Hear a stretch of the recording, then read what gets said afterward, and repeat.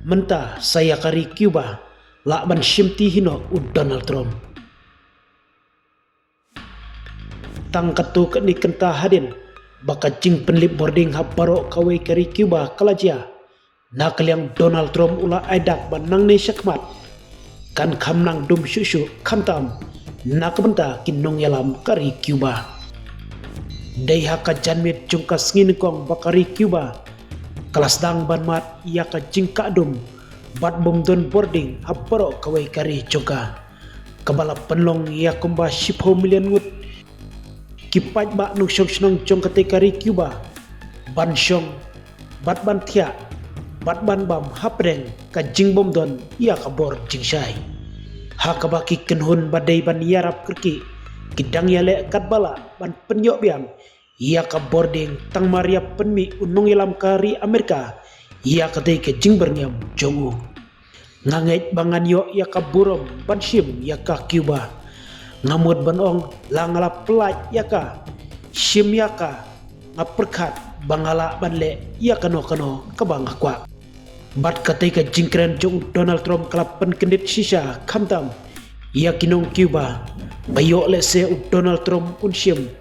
dakwe pat kilat kilenti kumba ulale ia kari Venezuela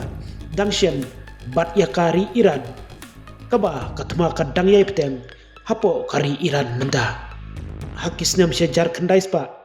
kinong mikmat jungka US kinget bakari Amerika kadon ia ka hokban peniat ia ka sain pertai jongkari Cuba laong ka ada firar kanung tho history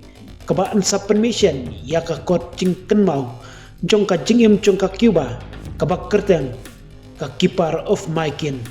Henry Don Uweru na kinong sain pertai kari US hakinik snam balalek banut ban kren ia katai kamat kumba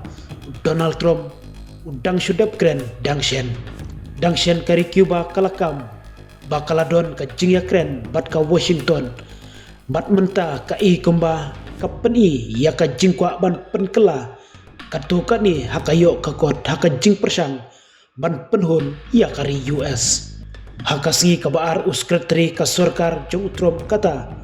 Marco Rubio ulong bagi jing penkela hakayo ka kot balat terwa Kim Shemlalong kumbalat hu bat ula aidakro baka US kalaban penprano wat ya karukom sensyar kadar jongkari Cuba kabalayat menta landri punyusnam kei kabakilapan bena menin kasi kamdalong kabasul tenartan